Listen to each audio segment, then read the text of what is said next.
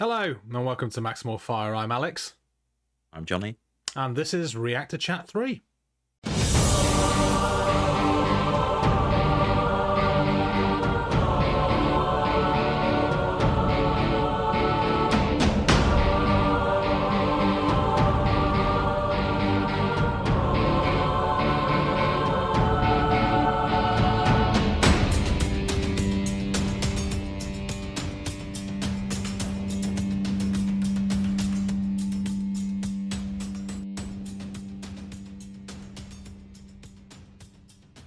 So, Johnny, Legions Imperialis came out in August.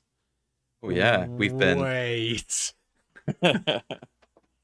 Yeah, F's in chat, boys. It is delayed to a indeterminate date. Yeah. So, here was us kind of gearing up for everything to do with Legions Imperialis. We had events planned. We had Clash of Legions going on Instagram. All this stuff. And GW have screwed the pooch. But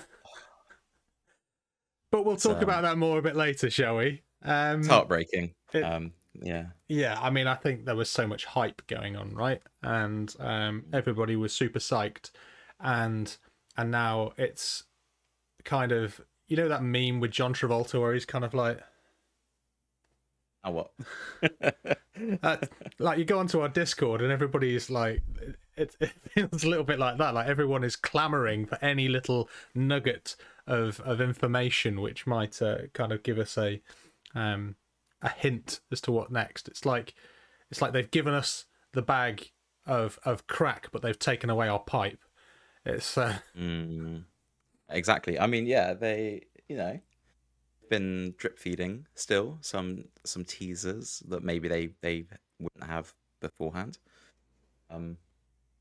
So they're still trying to keep us interested and entertained. Everyone just seems to be 3D printing armies now. That's it. They've hit the point. They're like, oh no, I can't wait any longer. Desperation. I've seen like hundreds more 3D printed army posts. Yeah, fair enough.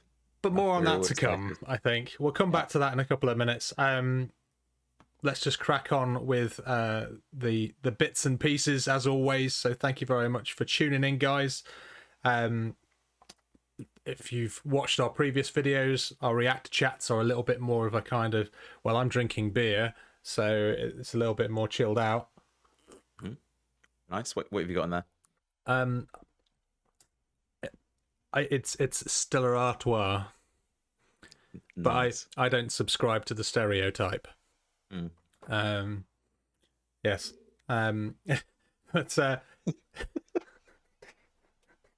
But yeah, let's not get demonetized in the first 2 minutes of the video. Yes. Alex. So on that note, like and subscribe the channel. Episode's over, guys. Quickly before anybody notices, and if you haven't already done so, please hop onto our Discord server. I tell you what, Legions has been absolutely great for the Discord. We've had to open up a whole different section of the Discord server just to account for the amount of Legions Imperialis chat. And it's kind of brought a whole wealth of people who didn't play AT, who were obviously previous Epic fans back in the day, into the server, which has been great to have a big influx of new blood. And what's also been quite good to see is that it's done what I think we hoped it would, and it started to turn a few people's eyes to AT. Especially this delay, but there's other problems again which we'll come to later, which is stopping that. But yes, I think we're nearly at 900 members now on the Discord server. I think last time I checked we were about 4 or 5 away from that number, which is incredible. So who is going to be number 900? We shall see. So yeah, do jump on the Discord. We have regular hobby hangouts. It's a great place to be. Lots of chat about general stuff. A lot of meme shit posting as well. So it's good. It's varied. They're animals, all of them. It's something for everybody. And I think the most important thing is it's a really inclusive space to be. We don't tolerate any nonsense in there. But generally speaking, everybody in there is good adults, and we are very rarely have to sort of step in as mods and admins to say anything. I don't think, I'm not going to say that because that'll just open the floodgates. Who wants to be the first person to be permabanned? But we've had a permaban. It was, I'm not saying it was funny, but the what they were posting was a permaban for sure. It's quite surprising because it was like moments after opening the server as well, so it must have been a bot or something. But no, everyone that's been arriving, I'm really surprised with how well everyone's been behaving. A cool group of people, all excited about tiny big robots. I mean, why wouldn't you be? Right, you know? Yeah. So talking about cool groups of people, we have to talk about our patrons. We've got a few new ones since the last time that we talked about this. So big shout out to Monsters Abound, Robin Layton and Tom McGee. Thank you very much for supporting the show, guys. If you do want to hop on board and help us out, you can back the show from as little as £1. Helps us run the Discord server. It helps us run all of our events. It helps us do this. And yeah, generally kind of like fly the flag of Adeptus Titanicus and soon to be Legions Imperialis as well. So thank you to all of our patrons. We seriously couldn't do this show kind of without you guys or do the things we do within the community. So big love. But if you don't want to necessarily kind of like subscribe to a monthly payout, it's only you can go in as little as £1 a month, which is that's about the same price as a chocolate bar, just saying. But you can also if you use our affiliate link for Battle Bling, any purchase that you make on Battle Bling for all of your bling goodness, your nameplates, your magnet arms, your Reaver top hats and all that kind of stuff, we get a small percentage kickback from Battle Bling as well. So do remember, use that link. Every little helps, goes a long way to helping and supporting the channel. So on the subject of other sponsors, though, we haven't given Grimdark, we haven't talked that much about Grimdark in the last couple of episodes. We've been so busy with talking about Legions, but I did notice this month they have, or rather Rudolph has dropped a trench warfare pack designed specifically for Legions Imperialis. And fully compatible with, in my opinion, the best range of terrain that he does, which is the Argus terrain pack, which are like the little octa bunkers and aircraft, the airfield towers and that sort of stuff. So that looks fantastic. That has got me kind of psyched up for firing up my 3D printer again, which is, it's been a while since I've had that resin machine churning in the background. It's hard, isn't it? It's a lot of effort for inconsistent reward. But I'm going to go on a bit of a limb and say that if you've been a diehard Epic fan of yore, you probably own a 3D printed Epic army if you've been playing any time recently. So what better way to get ready for Legions Imperialis than picking up the Trench Warfare terrain pack by Grimdark Terrain and getting your trenches ready for the battlefields of the 31st millennium. Oh yeah, absolutely. Right. We talked about this a little bit before. We were hoping very much with Legions sort of dropping in August as it was, that we were going to have a Legions event happening in November. Needless to say, that isn't going to happen now, as the game might a bit tricky to run it. Might not even be out by then. We are currently looking into whether or not we'll turn it into an AT event, but that's not yet been fully confirmed, and we're still waiting on things like availability of TOs for the day, and also to finalise any form of pack. However, I can confirm that the Beachhead 2024 tickets are now up and live on the Entoyment website. Similar to last year, it's a team event, team tournament. It was massively popular last year. Everybody who went said they had a great time, which is amazing to hear as TOs. And and they've been up for a couple of weeks now, and we are 50% sold out. Now, these tickets are currently up for £100 a ticket. However, that ticket buys 2-day entry for 3 people, so a team of 3. So effectively, it works out as £33 a ticket, which is actually, for a 2-day tournament, one of the cheapest tournament tickets that you'll see, certainly in the UK at the moment. Hoping to make this one an international one as well. See if we can get some people from the continent over again. That would be really cool. Oh yeah. But yes, do not delay. If you want to get a team together for Beachhead, there's plenty of people looking. If you haven't got a wider group of people to play with on our Discord server, hop onto our Discord server, ask about. Maybe there's going to be some people on there who have got a space on their team that you can join. But yeah, tickets are selling quite quickly, so don't hesitate. Get them. There is a possibility, like a small possibility, I guess, that we might release additional tickets later on. But this ultimately comes down to whether or not we as a team can work out how we can get more terrain, ultimately. We have a lot of tables of AT terrain, and we have a lot of mats. But obviously every single table is a considerable investment from our behalf. I think on average you're talking £150 to £200 a table after everything that goes onto it. So we might be calling in some favours, but if there is the demand for it and people do want more, we might look at opening up some later tickets.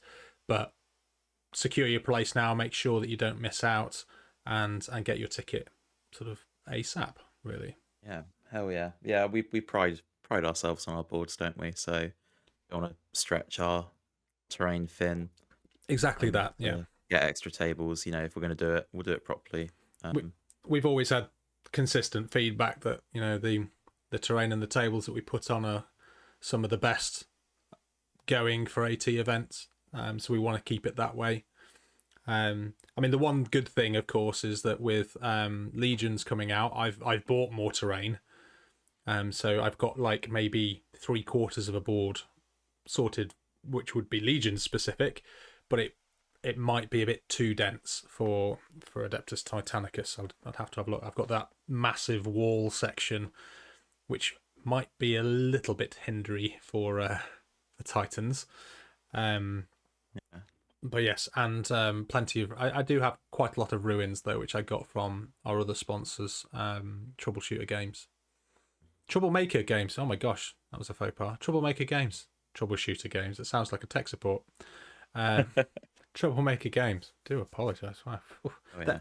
They've only been on board for a couple of months, so it's still teething issues, and it's not like Grimdark or Battle Bling, which have been with us for 2.5 years. So... out to the family. Moving swiftly on. Cut. They're cool. They're cool. I did want to give a couple of shout outs for a couple of other events though. So there is on the 14th and 15th of October, Greetings from the Warp. I've put on a AT event, and that is up just outside. I think it's Wellingborough. I think is the town, which is just outside of Northampton. They're doing a 2-day narrative event, 2,500 points, which is going to be quite cool. 4 games over 2 days. That's £35 a ticket. We're hoping to be at that one, me and Johnny, and hopefully Oliver as well from the Maximal Fire Crew. So yeah, that looks to... I'm really quite looking forward to that. It's been a long time since I've done a narrative event. Yeah, for sure. 2,500 points as well, and some, home rule alterations to allow us to mix Legios. Going to be a lot of fun.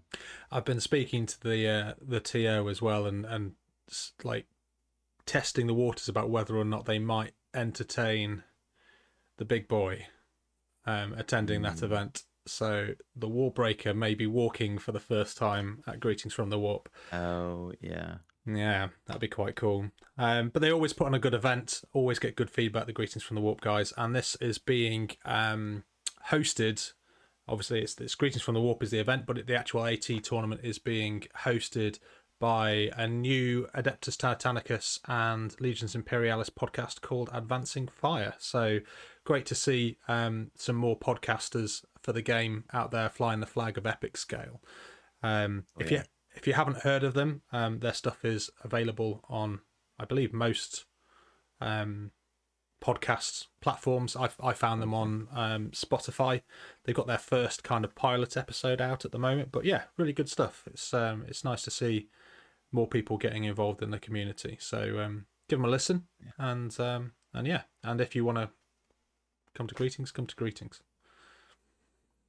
But the one event the one event I can't do though, and I kind of feel a little bit guilty about this, because Jim has been to a couple of ours now, and he's also coming to Beachhead next year, is the next Twisted Titanicus event, Twisted Titanicus 5, the Liberation of Samulus Prime, is happening on the 21st and 22nd of October. Unfortunately, I'm not in the country that week. I'm going abroad with the family. That's in Leighton Buzzard, and they are doing like a combined AT and Aeronautica event. So if you don't want to play AT, you can play Aeronautica instead. That's 45 quid for 2 days. And yeah, like the Twisted Titanicus guys always put in a good show. And in fact, our friends from Battle Bling have actually put out, I believe it was released this week, the Twisted Titanicus supply pack. This is basically a bundle of bling, a bling bundle, which they put out for 35 quid and saves you about 30 quid on what you would buy within it. And it comes with one of their plasma decimators, a carapace plasma decimator. I do love the plasma weapons that they've made. I had a couple of those on my Crucius. The tri-barrel. Oh, Yeah. it looks so good. Or coil, even. Yeah. Oh, wicked. The plasma caliver, I believe that's the one that goes on top of the Reaver. One of the missile arms, the Brimstone missile launcher, fusion missile launcher, and a Warbreaker head objective marker. So that was the one which was previously available in the Clash pack, I think, from the beginning of this year. So good way to kind of stock up on your bling and, like I say save some money and support our friends at Battle Bling, but also Twisted Titanicus. So yeah. Oh yeah, I think they said there's going to be some like custom rules for some of those bits in that pack as well. Yeah, they've made completely lying, but no. There is, yeah, and I'm not sure where you get access to them, but they certainly got images on their website. So on their website, you can see the photos of the custom rules for the plasmas. So I'm sure you can. I'm sure there'll be a link to them on their website, or you'll have access to them somehow. Absolutely. Oh, he's chugging down the beer.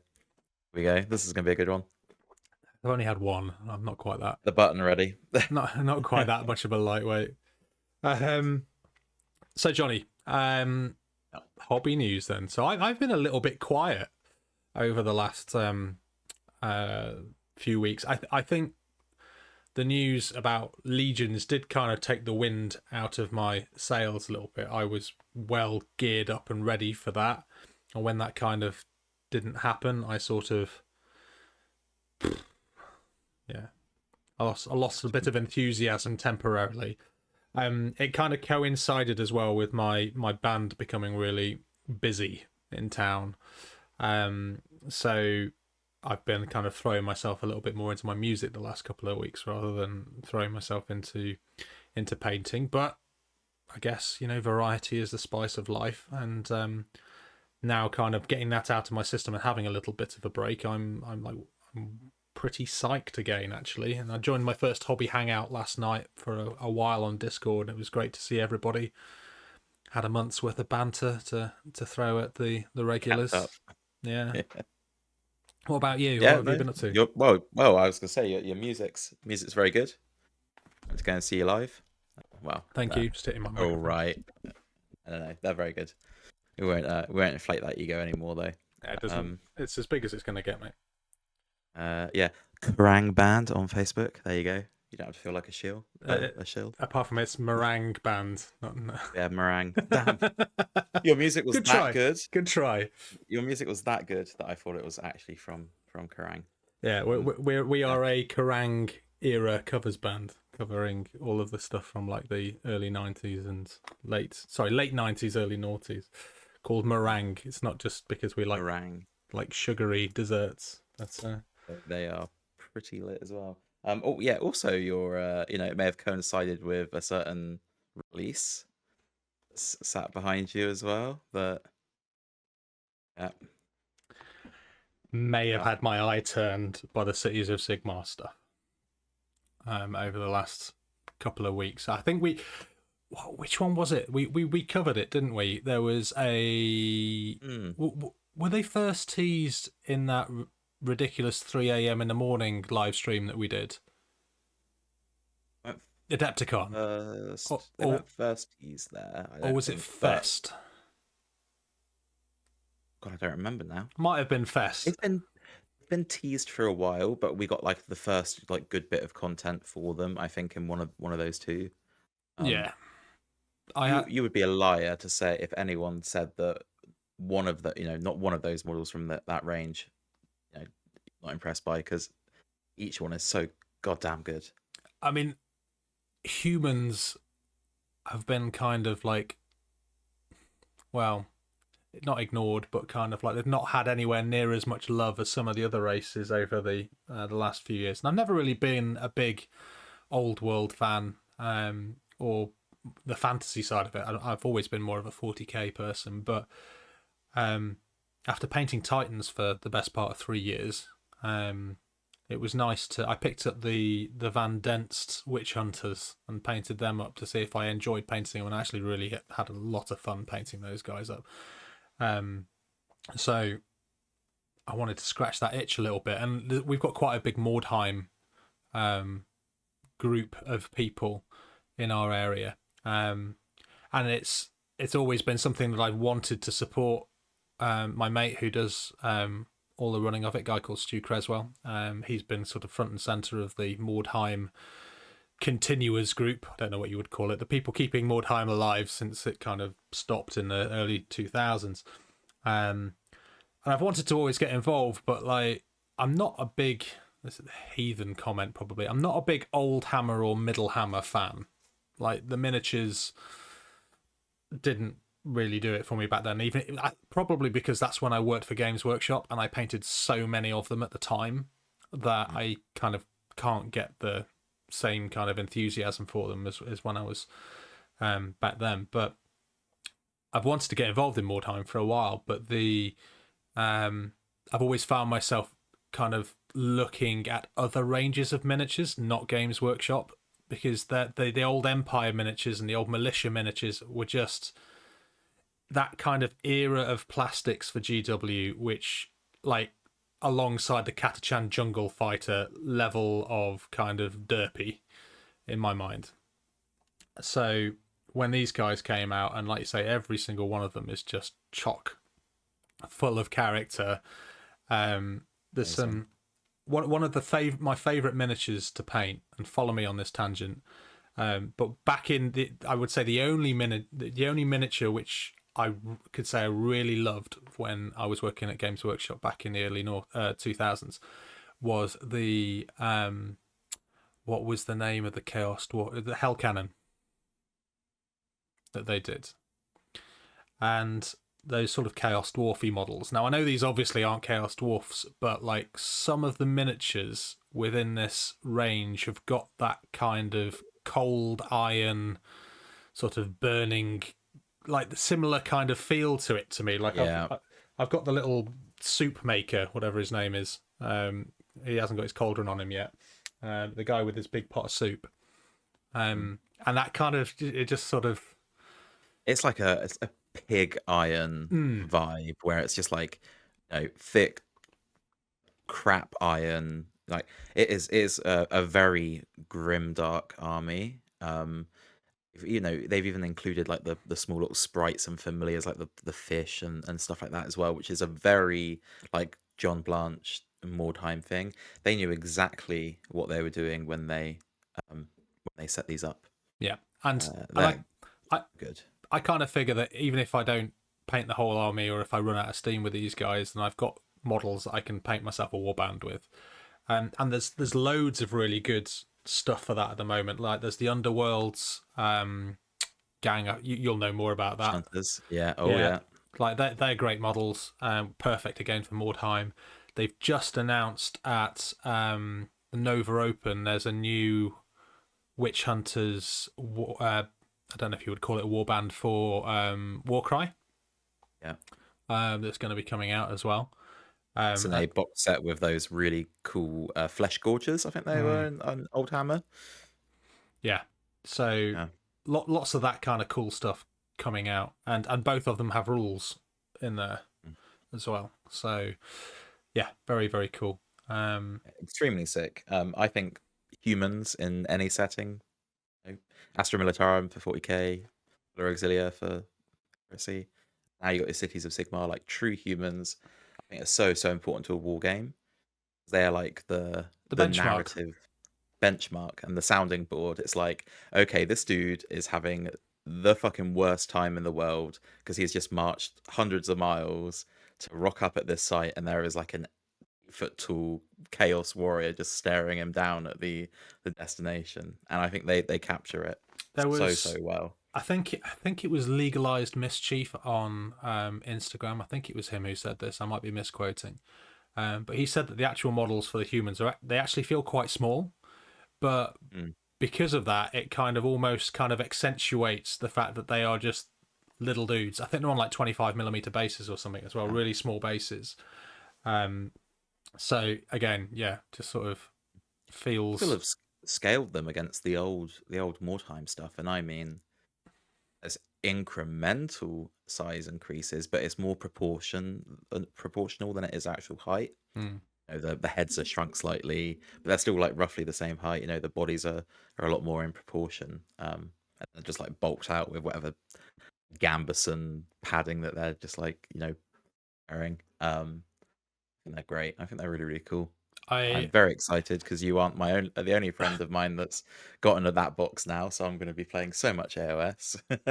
Yeah, well, you've been trying to get me to play it for a while, and there wasn't anything that was really properly pulling my arm towards it. I quite liked the Lizard Men when they came out, but you already had those, so there's kind of no point in me kind of doubling up on that. But yeah, like it's I'm hoping that this will kind of scratch an itch and get me kind of ready to do something new with Legions when it finally drops.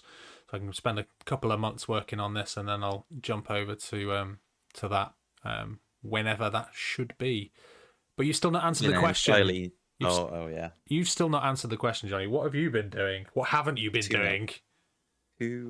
Go on, let's run us over like all of the events and stuff you've been to. It's a reactor chat. So we'll go in a little bit more detail, but we won't be here forever because your boy has been saying yes to too much stuff, and I'm loving it. Also, it's just been frantic. So a couple of weekends ago, went to a Moreheim event in Toyment. You mentioned earlier was running it. It was a Lustria one. So I had basically a week to paint up a Tylian warband. These are like your old Hammer Conquistadors, and because it's in Lustria, that's kind of like the New World setting. And that was a really really fun event. And yeah, Stu, it was amazing. I brought some Gribblies along, some creatures, and there was like a blackboard. The prices of items you bought between games like fluctuated depending on supply and demand. So really cool, really narrative, and I think that's what I'd been missing a while. Is like something more narrative, more laid back and fun, like a campaigny kind of narrative as well, like with that sort of intergame progression, like you get with Necromunda and stuff. Yeah, dudes dying. There's that was a Dreadsaurian that completely destroyed a load of my guys on the final game, which is very funny. Or the final game I played. Really really good time.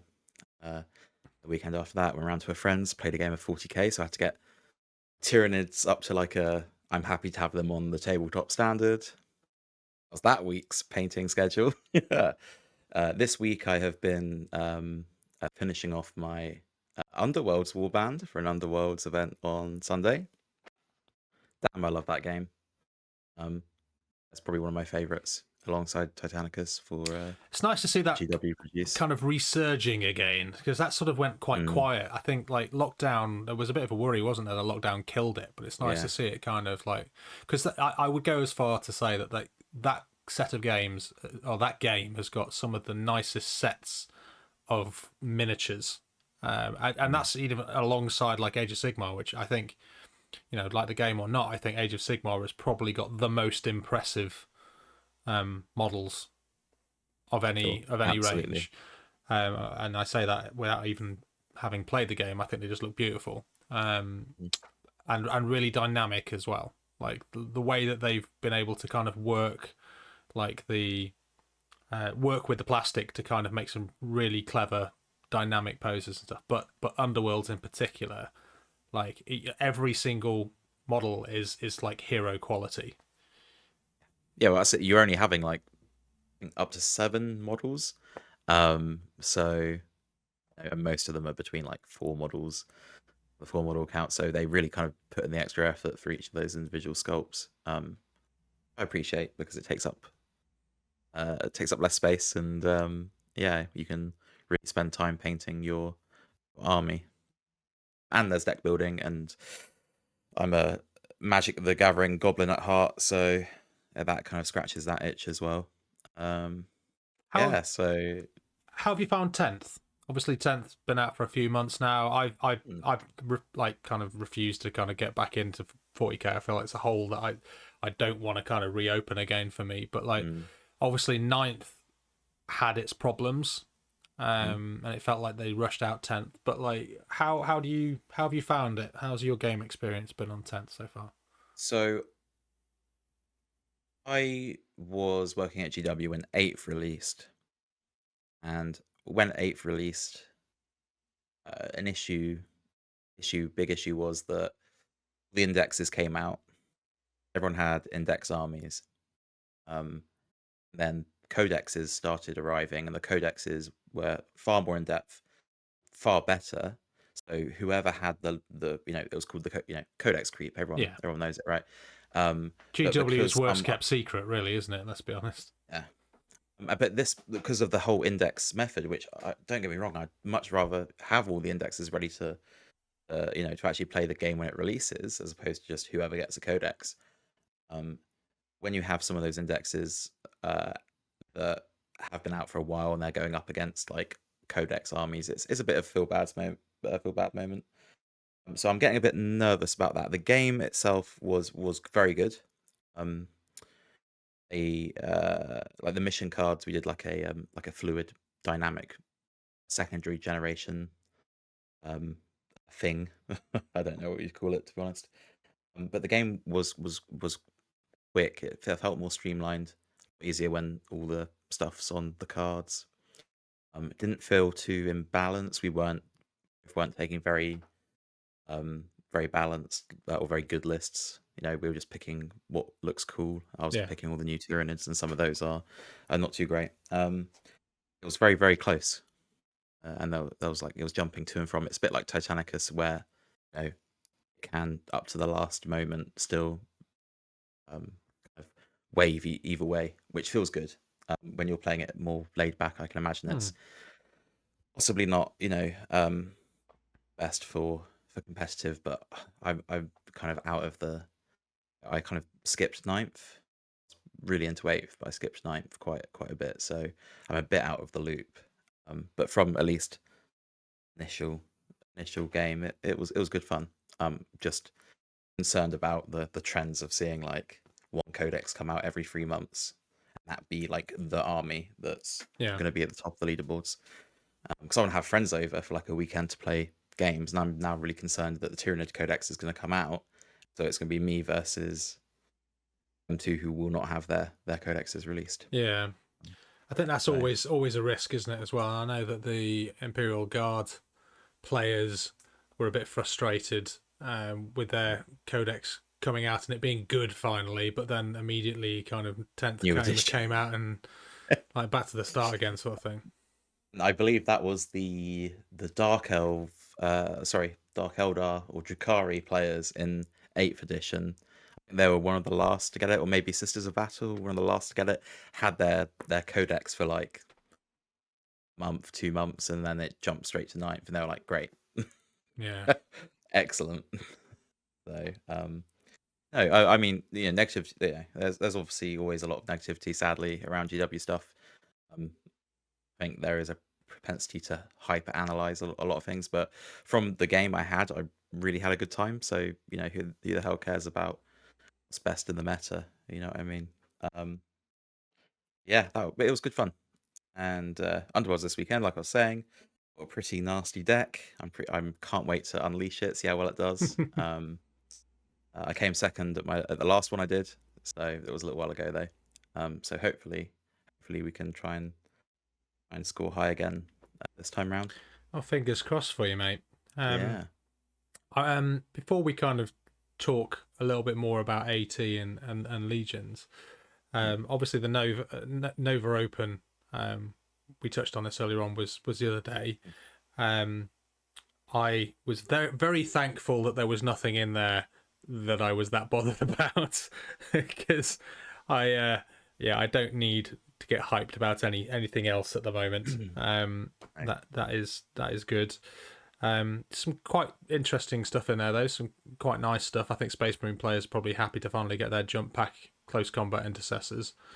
But there was one model which has caused a bit of controversy at the moment, and I think a lot of people saw it and immediately kind of had a happy dance in their pants, only to see that it was not the 40k miniature that they were hoping for, and was in fact the absolutely phenomenal Ascended Fulgrim for 30k. As a 30k Emperor's Children player, I am so unbelievably excited. I didn't quite realize straight away that it wasn't for 40k, which must be so heartbreaking for every Emperor's Children player. I mean, for starters, they're playing Emperor's Children in 40k, which is seemed to have gone well in recent editions, at least when you've got Black Legion and World Eaters now and stuff like that, Death Guard running around. So they're really suffering for us already, and now they don't get a Fulgrim. And I think they actually specifically said in the thing that there wasn't going to be 40k rules for it, which is bold move. Well, I guess the thing is that is the first Demon Primarch for 30k. You could kind of count Horus in that. You've got the Horus Ascended, Engorged Horus, as they called him at the time. And I like saying that at any opportunity that I get. But he was just obviously like a slightly chunkier Horus. This is the first proper resin demon Primarch for 30k. And I mean, I dread to think what the price tag is on that guy, because he looks pretty big. Considering Sanguinius was 110 with his scenic base, 120 something like that. Yeah, I mean, I'd be surprised if this guy's not pushing to like close to 200. Oh, please say no. I can't do this. But they've obviously done all the rest of them, haven't they, for 40k?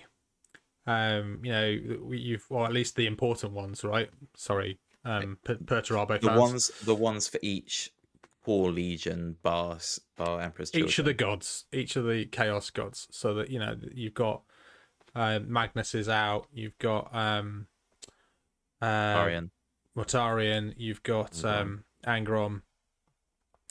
The only one that's missing is Fulgrim, Demon Fulgrim.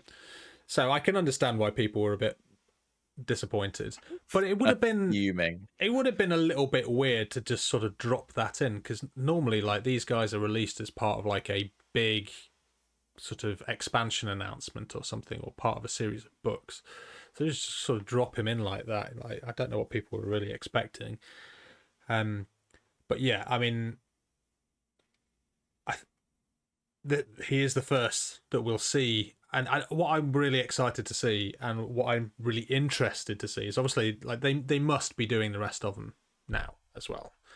So Yeah. we So when Horus Ascended was announced, when we were doing a live reaction or a reaction to the reveals, I think we said that they would do the rest of um yeah, the Demon Primarchs after him as it's well. they're bound to, right? But what I would like to see is there going to be? I get the feeling there is going to be a clear aesthetic difference between, and I'm not just talking about them changing over time, but like your 40k miniatures versus your 30k miniatures. The 30k miniatures tend to be a little bit more, True scale. a little bit more, let's say, realistic, and a little bit less kind of accentuated, and a bit like your 30k, so your 40k range, things tend to be a little bit exaggerated in places. So I'd really be interested to see if they do choose to bring out a 30k Angron, for instance, which I would imagine to be similar to, your 40k scale one, but maybe slightly different, and maybe a little bit slightly sleeker, because obviously this guy he's a chonk, the new guy. But in 30k, I think we're more likely to see, like we've seen with Fulgrim, more of a man, just bigger. Corrupted. Yeah. Yeah. I think definitely it's going to be like a more like dynamic, fluid pose, I imagine, as well.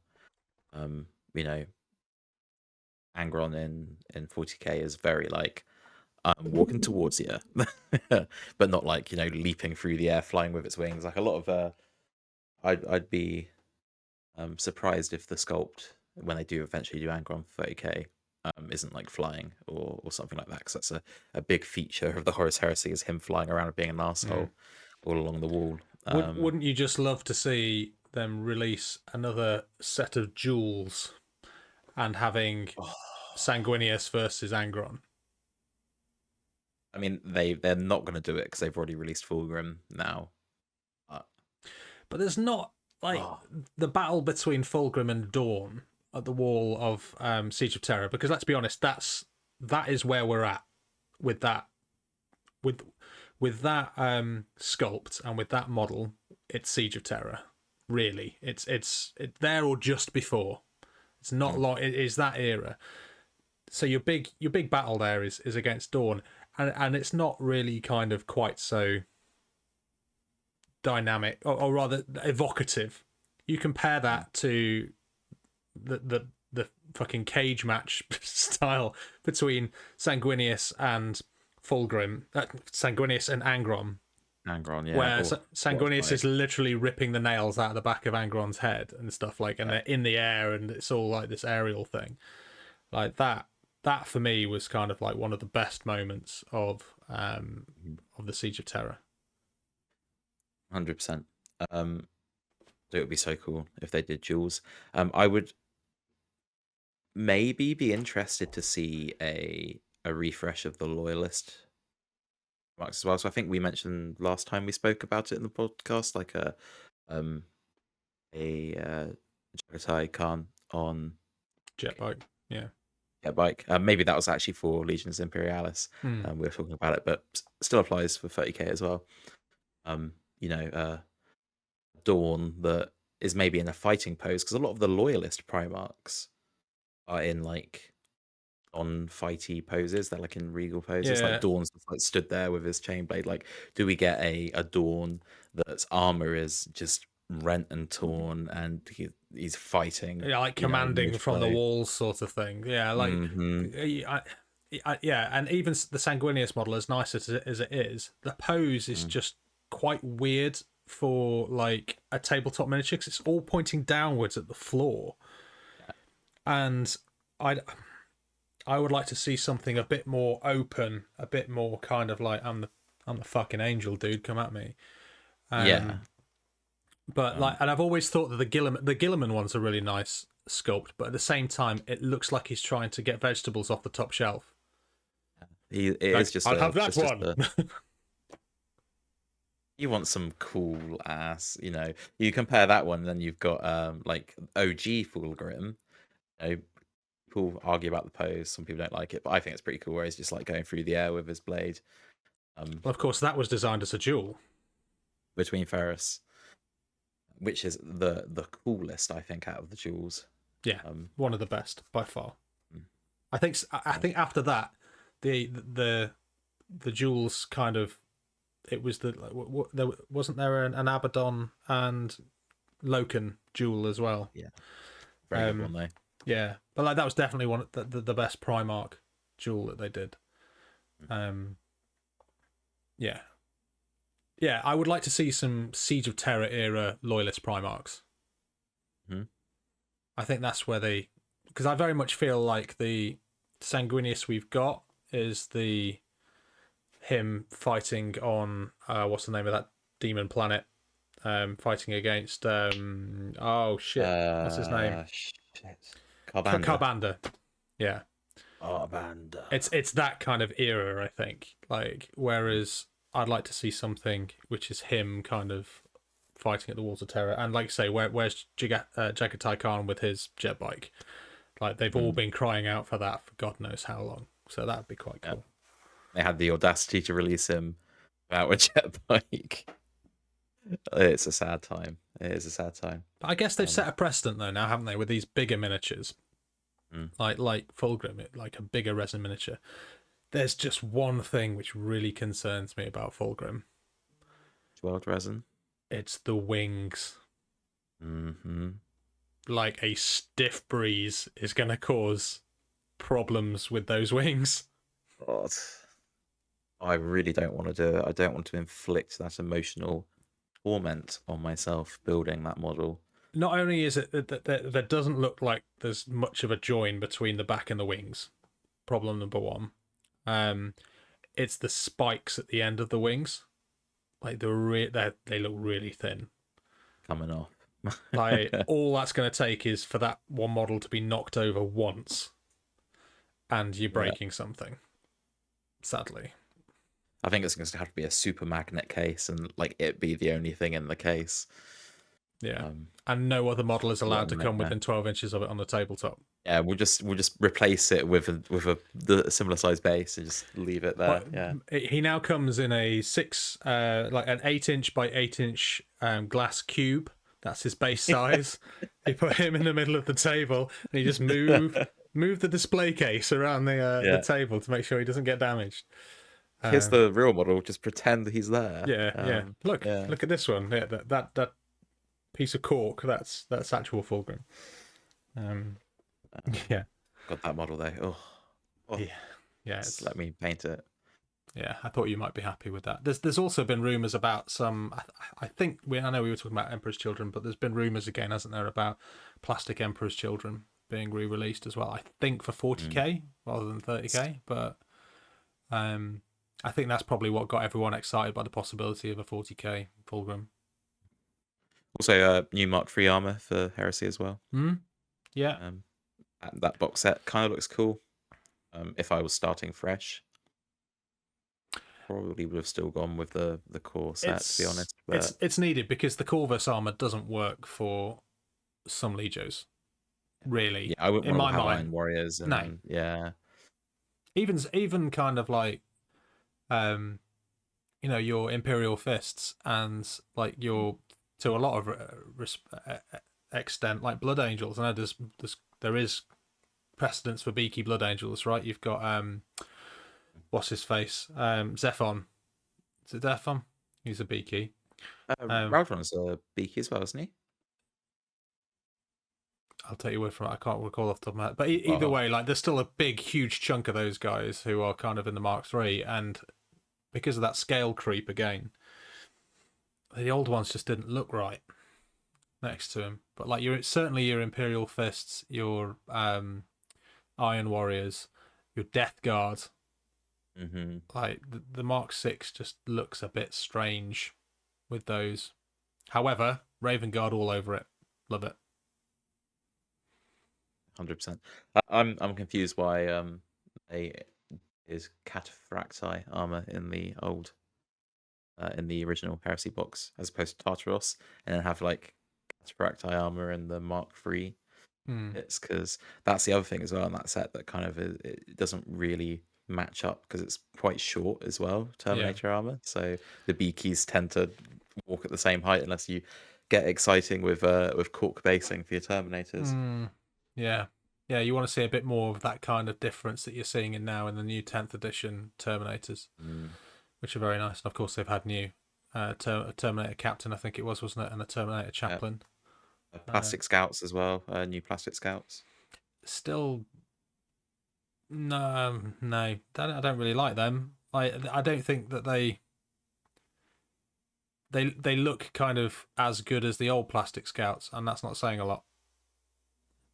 I'm not going to lie, I thought it was a repackage at first. It's just I not. think maybe the paint job's not doing it a disservice, maybe, or maybe it's Maybe. I don't know. I have a friend who plays Sons of Medusa, Nathan, if he's listening, and he absolutely loves Scouts. So we were just trying to work out how many sniper rifles that will come in the kit. So he wants them all to have them. So any more Games Workshop? We haven't touched on Blood Bowl, but let's not. We've talked about everything else apart from the one that this so close. vampires, of course, for Blood Bowl.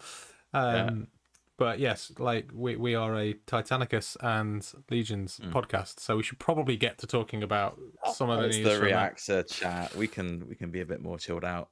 Yeah. So yeah, it's nice to see. Oh, before we do go on to that, obviously the not Fey Enchantress. What's his name for Old Worlds again? Another really nice model. Damsel. Yeah. That's it. Yeah. Very nice model, I thought. Nice paint job. Nice. Very good job on the face, I thought, on the paint job for that.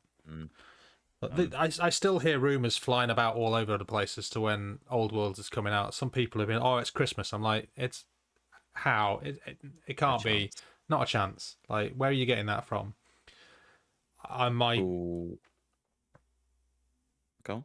I was going to say, I think we're talking end of next year at the earliest with that one. I can't see it being before, because I think there's gonna be a new edition of Age of Sigmar. I think before we get that, I think they'll try and cash in on Age of Sigmar before they drop it, because people keep forgetting that they said when they first announced Old World a couple of years ago, they said this thing is years off. Like, they announced it literally right at the start of the design phase, and there's a lot of models to design here, unless they're kind of going to repackage everything from Age of Sigmar. So like, it's been a number of years now. I would put a guess on it being end of next year, but I don't know if I can get excited about it. I don't know. A lot of theories are saying it's going to be Tomb Kings versus Bretonnia. Well, I mean, we've already seen the models, right? Right, exactly. Who it's probably going to be that in the starter box. That is insanely sick. That's an awesome move. 2 armies that everyone was upset about losing.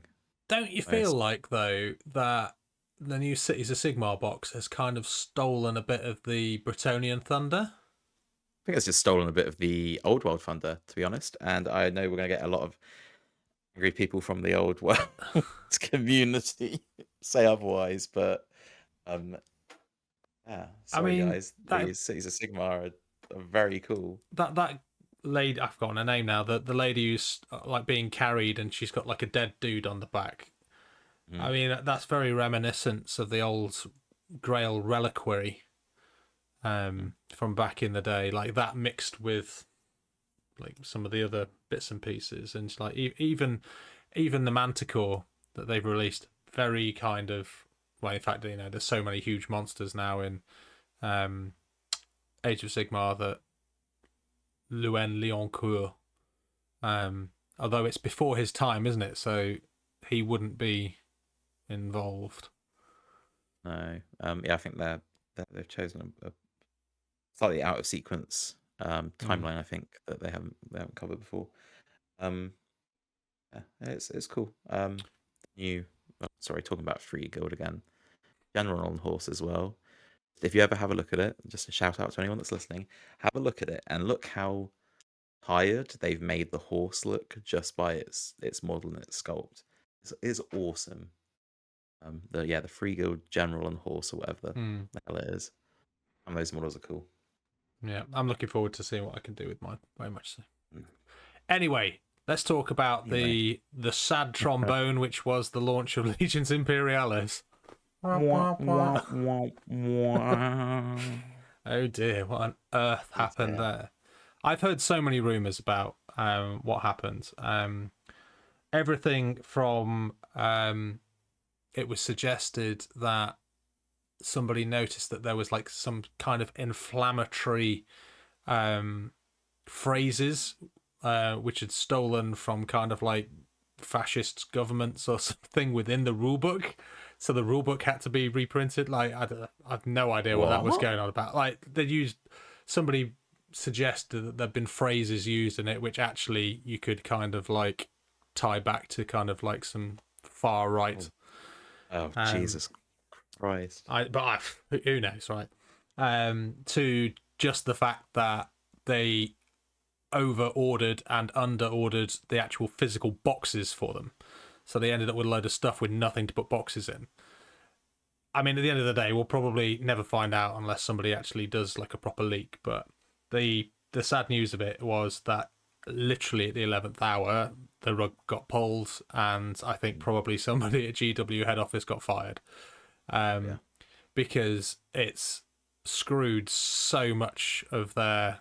There was a real feeling, wasn't there? Like of almost like a little bit of panic. Like that week, you could tell this was that. I think it was like the first week of August. This was the week it was coming out. It's like shit.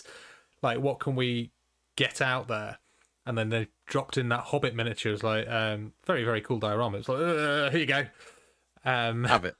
and now everything else has been kind of like either brought forward or delayed because of it. The rumours I've heard is that we're looking at a November release now. So maybe earlier in October, but I think we'd be looking end of October at this rate. I think if we haven't heard anything by the middle of September, we're going to be looking at a Christmas, like that kind of Christmas era release for Legions. Yeah, I reckon it's going to be a lot closer to Christmas. How much they're going to release though, I don't know, because they've been teasing so much information over the past few months on the build up to this. Got all of those, you got what? You got the Bane Blades, the Krytos, the fire. What I can't remember what it was called, like the fire support detachment with the Dorado dreadnoughts and the tarantulas. Then they announced the Solar Auxilia version of that with more tarantulas and missile batteries. They've also announced now like the Medusas and the artillery, like the Lehman Russ mounted Earthshakers and Medusa, which do look very, very cool. So you've got all of that as well.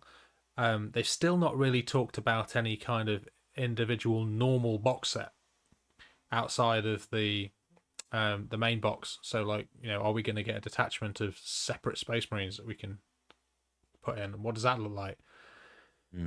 So, by the time all of that starts filtering through, it's probably going to be the new year. So I'm in two minds about this. So I think definitely the intention originally would have been release core box, and then, like you said, drip feed these expansion boxes, so like the heavy expansion and stuff like that over the next few months. I think maybe because of the delay, very last minute delay, probably not making back on investment, and maybe they'll drop a few more the main set and a few more extra bits in the same month to kind of balance the books. My thoughts, just, my thoughts at the time was they were going to drop the starter box set, the box of rhinos, the Krytos, and the Bane Blades, and that was going to be kind of like your initial wave. Because it makes sense dropping the rhinos at the same time as the box set. Basically giving those dedicated transports into what you've already got out of there, and throwing in a couple of super heavies for good measure, and the direwolf. So the direwolf box at the same time, throwing that all in there, because again that also helps by its content for Adeptus Titanicus. And then after that, you would get kind of those fire support detachments, so to speak, kind of come a few weeks after that. But yeah, maybe you reckon those Titanicus boxes will come out before Epic release? No. I think that this delay to Legions Imperialis is possibly one of the single worst things to happen to Adeptus Titanicus this year, possibly the last couple of years, right? Because they have repackaged all of the loose Titans for release with Imperialis. However, you cannot release boxes for a game that doesn't exist. So how can you possibly put Legions Imperialis branded boxes on the shelves where there is no game for Legions Imperialis? Like, as a new person walking into the store, that's just super confusing. I agree. No, absolutely. So that was a real worry. Because that, I would hope that you would see those boxes re-released at the same time as well, like just dropped back in, because you can't get hold of these separate Titans. And there was a lot of kind of doomsaying going on, and we've seen it quite a lot on our server as well about, oh no, it's like, why haven't they released the starter box? Like the starter box is also gone. Like they're not going to bring that back. And like, I was never concerned that wasn't going to happen, because if you played AT for longer than 6 months, you realise that unfortunately this is a 6-month cycle where like it goes out for a couple of months, then comes back in again, because you have these massive releases in the summer in particular, and sometimes at Christmas, which takes up all of their production power away from doing things like starter boxes. But the good news is that those starter boxes are now back on sale, and it seems they're back in America. I don't know if they've already sold out, because there's probably been so much demand, because everyone was buying up this stuff, getting ready for Legions. But it was certainly back on sale in the UK as Adeptus Titanicus. They hadn't done anything to it, so like the starter box was still there, and it's exactly the same as it was, and that's good news for AT. But for anybody new to the game, the disappointing thing is I think you're going to struggle to get Warlord Titans, to get separate Reavers, to get boxes of Warhounds until Legions Imperialis actually drops. 100%. Yeah, it is a real shame. I think because, like you were saying earlier, because of the hype of Legion Imperialis, we were like, let's jump on this Titanicus train. Actually, now it's been delayed, but the Titanicus product has been evaporating to be repackaged over the last few months. It's good news that it's finally re-released some cool sets. I think if they were going to ever discontinue Titanicus, not that they're gonna, or they've said they're not going to, but they wouldn't re-release core boxes this close to Legion's releasing without it maintaining as a game. And they sell incredibly well. Like they are never in a position with Adeptus Titanicus that they have surplus stock. Like, it is, I think with the exception, I heard rumours that like the War Master Iconoclast has not sold as well as they hope it was, but I'm not really surprised if you've ever used one. It's fairly niche, even more so than a regular War Master. But the I've forgotten my point. No, the beer is kicking in. Yeah, there we go. That's it. I see. It's the age, mate. One beer is addled your brain. 1 month till 40. Oh God, I'm almost 29. Don't say it. Oh, I'm so close to 30 and I'm scared. Yeah, things start hurting at 30. But yeah, no, I think that it's for anybody who's new coming into the game, it's very, very frustrating because nothing is kind of available at the moment. For existing players as well. Yeah, I mean, I don't have to worry too much. Yeah, all right. Show Um, off. yeah, and I've got like a spare warlord up there. I've got over a starter box set's worth of stuff just squirreled away up there. I had a bit of a reputation for buying all the starter sets when they came in to stock. The reason why I can't Um, get any. yeah, but they are obviously, like I say, they're still supporting the game, and I think the biggest indication that they are still supporting the game is we've just had an announcement that they're releasing 2 new Battle Force box sets, which is for Knights and another one for Titans, which is great news. And these are Legions Imperialis box sets, so again, don't expect it to arrive before Legions Imperialis, but despite them being Legions Imperialis, they contain terminals, they contain weapon cards, everything that you need to play those Titans or those Knights in Adeptus Titanicus. So if that isn't an indication, if that isn't an indication that they're going to continue to support AT, I don't really know what is. And if that is the model that they're going to take with all of the Titans, I think that's great. Like, I don't know whether or not you would get terminals and stuff in every one, because that tends to be a Battle Force thing to do for AT when we see these come out most years, like the preset Maniple and the first Maniple box that they released, and the household box that they did a number of years ago. The only thing which seems to have been confirmed on Twitter is that they are only going to come with a thin base. They're not going to come with both options of the thicker base and the thin bases. If you're that bothered, buy some replacement bases not from GW but from somewhere else, like their generic oval bases and circular bases. You can pick them up for a few quid. You'll literally pick them up for pennies if they're the MDF ones as well. Yeah, if you're, but they're the same size, so they're still going to work perfectly well for AT. You're still going to work with your arcs and stuff. They're just going to be thinner. The only sad thing is that they won't look very good for nameplates. Like, I do like nameplates on Titan, so you want the thicker bases really for nameplates. I'm still figuring out how we can do that. Yeah, we can get it working. You could do like an overlap or something, but I don't think it would look quite as good. Support struts to make it look like it's like clamped to the base, maybe, aren't they? Yeah.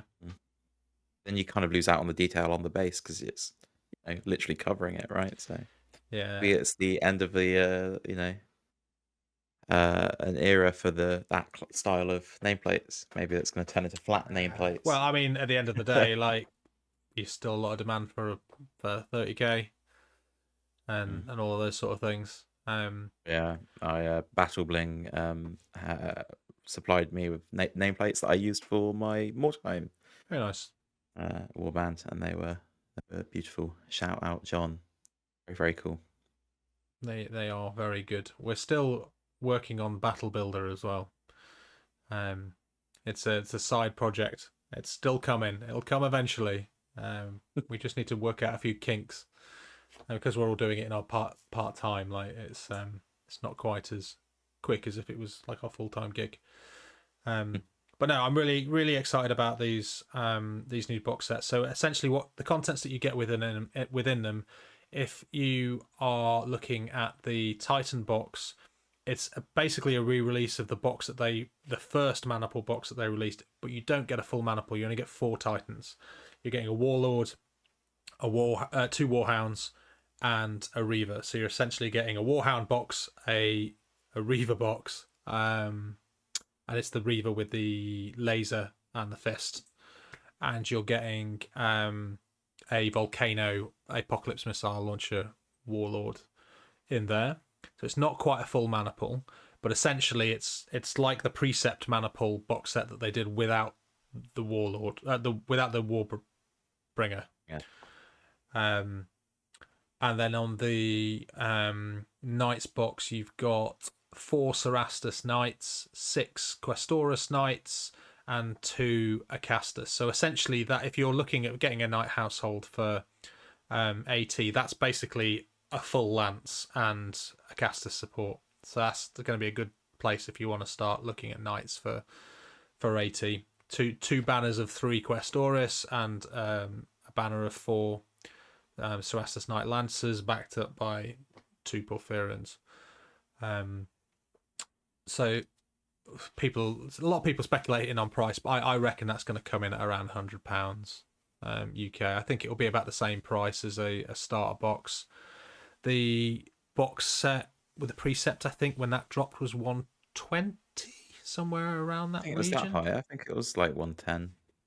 Yeah, it wasn't ridiculous. So It was very well priced. yeah, so when you factor in that there's been 18 months, nearly 2 years of inflation behind that, I think at the time it was 85 quid for a starter box, and now it's 100 quid for a starter box.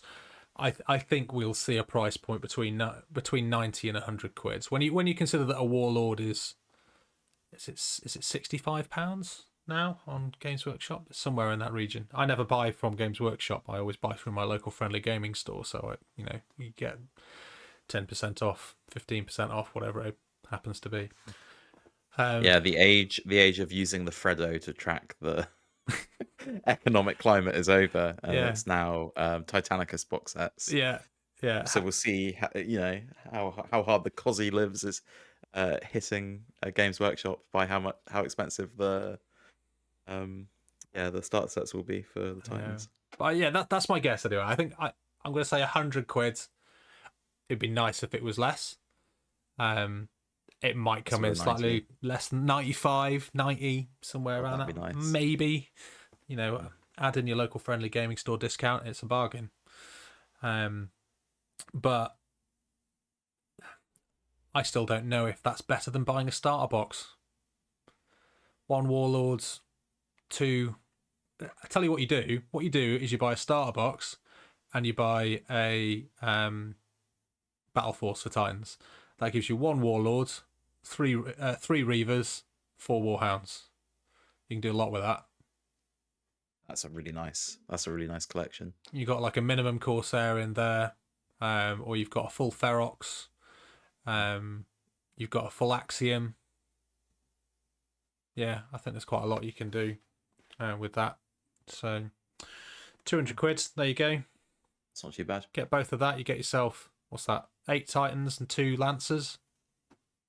So that's a Legio with enough, enough wiggle room for kind of whatever list you really want to try and make with it. Yeah.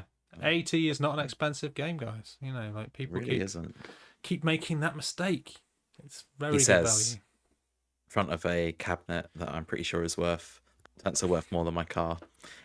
It doesn't have to be expensive. You choose for it to be, and there's a difference. Yeah. I nearly bought another Legio. Did I tell you?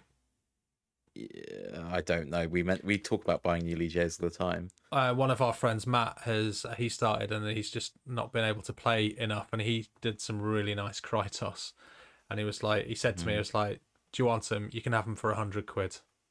I was like, "That's insane. You can charge a lot more than that," and I was so tempted. But it wasn't like if there had been like a Warlord in there as well. Because it was only the 4 Titans, so only a starter box basically. He just wanted the money back. But I said to him, "It's like you could easily, for the paint job on that, you can double your money. It's 200 quid." But we snapped up in an instant. I can't justify it. I can't justify another one. So you will. It's a starting block, that is, right? You would not be content with just that. Yeah. You, Alex Peak, would have to buy Warlords. I'd need to commission him to paint more for me. Exactly. To get me where I needed to be. And I've got behind me like my new Metallica, which I swapped for the so Oliver Spry. He sold me half of that was stuff that Oliver's painted. Yeah. I keep buying off him. He's like my crack dealer for Titans. He sold me his Mortis, and I got him to paint up a few more bits for Mortis, but I'd always had my eye on his Metallica, and I said, "Look, you ever think about selling his Metallica, you let me know." And he did, but he sold it at a really unfortunate time, and I was like, "How about I give you your Mortis back, and you give me the Metallica?" Because there was more Mortis. So he could get more money for his Mortis than he could for the Metallica, and I was able to get the Metallica that I wanted, which is a full precept mana pool plus a War Master in exchange. So this is me growing as a person, right? I've not added more Legios, I just replaced it, but it allowed me to have. I had a heavy loyalist deficit to my traitor forces, so I wanted a bit more, and I was like, I need it for a bat rep. If we were to record a bat rep, it's the last one we recorded was in January, so we are a podcast. When we can do a battle report, I promise. Yeah. The thing is, right, here's the other absolute ball ache about Legions Imperialis being played, is because we had basically been gearing. It's like, okay, it's quite a lot of time and resource goes into filming a bat rep. So it's like Legion Imperialis is coming out really soon. Let's dedicate our time to preparing for that instead of recording bat reps, so that the moment we have something playable, we can start filming for that and get content out for that sooner. But now it's been delayed so much. If we had known before, we probably would have had time to film and edit a bat rep. But they will come. It's not the last of them. We're just trying to find our feet with the the format and kind of balancing the level of effort and time versus actually just wanting to get them out. Well, I mean, you would not believe the amount of time it takes to edit what seems to be a really straightforward, easy podcast like this, right? It's two guys talking over Discord and recording it straight into OBS. But if this turns out to be what we're about an hour and a quarter or so in at the moment, you could probably triple the amount of time that it takes recording it to edit it. Now, for a bat rep, and that's quite quick. Like if I've got an hour and a half's worth of podcast to episode, I could probably get that edited in 3.5 hours, 4 hours maybe. It would then probably take another hour to render it. It would probably, well, maybe not that, maybe 20 minutes to render it. It would then probably take the best part of an hour to upload it to YouTube. So just for that, you're talking kind of, what's that, like 6 hours of work, and then the recording time on top of that. For a bat rep, we are doing so a bat rep we're normally recording for around about 3 hours. Then they're normally about that much in length, aren't they? The game's normally about 3 hours. Game 3 to 4 hours a lot of the time, depending on Plus, but the footage. But on top of that, you're adding probably 2 hours of setup time, maybe a little bit more, an hour of like tidying up afterwards, and then just the sheer amount of time it takes to render segments. So we've been trying to get these things shorter and a bit more kind of like not full on 3.5 hours, but kind of a bit more down sub 2 hours, just to speed up some of the bits. And just to kind of render those segments is hours. I think it would be good. I mean, obviously, we don't want to be woe is me. We love it. We love it. It's just that I guess what I'm trying to say is they're not easy. No, it's worth understanding, and I'm not a seasoned editor. I've done it a bit, but like it's not a full-time job by any means. But it does require a fair bit of work. So, and to your point, we're a podcast which also dips our toes into other mediums every now and again as well. If we can treat you to a bat rep whenever we can, we will. But our energy and effort will always be on the podcast. We should do another big one. I think next time we do one, we should do another epic clash, like we did last year with the Graphonicus versus the Furians. And I think going at about 2,500 to 3K, big Absolutely. one. I think that would be quite good. And guys and girls and everyone else in the community that enjoy the bat reps or want to see more bat reps, let us know the kind of things you want to see and bits you're not bothered about as well. It's always hard to judge what people really want, because even my idea of like a bat rep I want to watch is different to what Alex Alex wants to watch as well. So it's good to get an idea if if you guys have any requests of us. But yeah, it's definitely worth it, and it's good fun. It's good A fun. big batter rep would be very good and coincide well with the narrative event we're going to as well. It would do, yeah. Um, Let's put a pin in that and see what we can do. Pin in that. Yeah. Unfortunately, everybody's busy.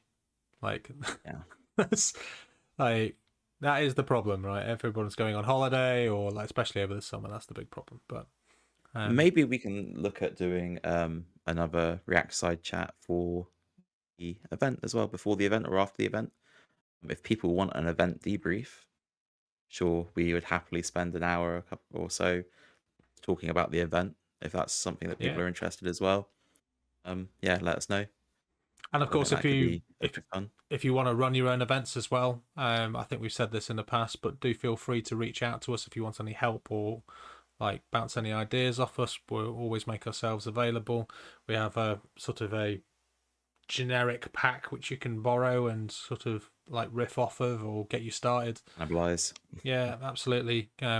And if you're new to the game as well, we also, on our website, we have a whole resources section. You'll find things like our event packs on there for our events, but there's also like the Maximal Fire unofficial FAQ, which kind of tidies up AT a little bit to address some of the parts which we've noticed over the past 3 years have kind of started to cause areas of derision or like ambiguity. So yeah. Hell yeah. Yeah. Yeah.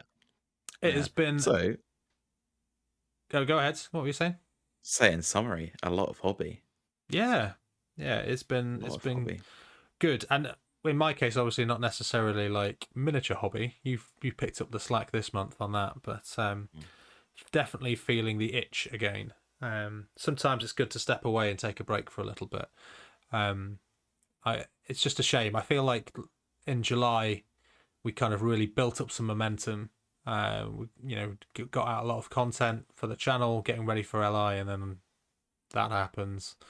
But we always endeavour to try and get one of these out at least once a month to you guys. If there's anything in particular that you do want to hear, to Johnny's point, about anything really, or things you want us to talk about on the show, then drop us a note in the comments or send us an email at maximalfire@gmail.com, or jump on our Discord server and drop us a slide into my DMs, as the kids say these days. But yeah, thank you very much for tuning in. I've enjoyed tonight. It's been nice to shoot the shit again, Johnny. Always a pleasure. I think this was the Cities of Sigmar episode of of our podcast, and you know what? I loved it. I enjoyed it. It's nice to especially when there's a slight lull in activity. On the Titanicus and Well, front. as much as we love this game, right? It doesn't mean that we have to be exclusive to it. And I think the important thing is that if you're a hobbyist, you follow what inspires you, and you follow what brings you enjoyment doing. And if you're not enjoying something, you need to walk away from that and take a breath and come back to it later and ask yourself, what aren't I enjoying about this? Because it might just be that you need to change something. But it's been even though it's only been like probably 3 weeks since we dropped our last one, maybe a little bit longer, maybe 4 weeks now. It still feels like I've been able to take a bit of time for me over the last couple of weeks. It's not been like an extended period, but like just sort of stepping back for a couple of weeks from like the Discord and things has given me chance to kind of level set myself again and come back with the enthusiasm that I need. We've been especially with the release of Imperialis so close, now. It is good, I think, to take a little break so that we're ready for the plunge into the absolutely. But I mean, like, icy depths of 6 mil. Yeah, we've been Maximal Fire now has been going for nearly 2.5 years, which is like crazy. And so, we always try and bring you kind of varied content, but also bring you regular content. And Sometimes we're better at that than other times, but we yeah, try. but I mean, it's important to like we will have quiet patches every now and again. I think it's important to kind of have those when it's best, and I think that this last few weeks has probably been the best time of any to take a little pause and take stock again, so that we can make sure that we're kind of continuing to deliver the same kind of quality stuff that you guys want. Just before we leave, Legions, or the Clash of Legions, is not dead, but it is very much on pause. I don't know if you'd noticed that. We will pick that back up again a little bit closer to time, but honestly, we were flogging a dead horse at this point. 1 month before the game, fine, you can pick that up, but like the whole kind of point for that was building us up to our event, and if it's not going to kind of happen until the game's not going to drop until November, then what? And you can't get the stock. So it was a panic to just get a couple of Cerastus. Watch this space. We'll be in touch as soon as we get a bit more of a snifter of what's going on with Legions Imperialis. We'll restart Clash of Legions, and I hope you'll all join us along with painting up and pledging your painting challenges for that. But yeah, if you haven't done so already, please remember to hit that like button, hit that subscribe button, leave us some comments in the comments. Leave us a note in the comments. And if you're listening, Cool. It works. Yeah, if you're listening on like Spotify or somewhere like that, do follow us. If you can, leave us a review. It's all helps. It all goes a long way. And if you aren't on the Discord channel, jump on the Discord channel. Right. Well, hopefully next time we'll be back with a bit more news. But until then, I guess all that leaves us to do is to say, always remember to go big. What? Go on. I was following you on. Go on. Go big. Go loud. Yeah, there we go. Like, this is a new thing. They can tell us Sorry, completely unscripted. Let's try again. One more time. Okay. Always remember. Say. Okay. Always... Go big. Jesus Christ, Johnny. Hey, go. Always remember to Go big. Go loud. And go buy a Cities of Sigmar army box while they're still in stock. Goodbye, everyone.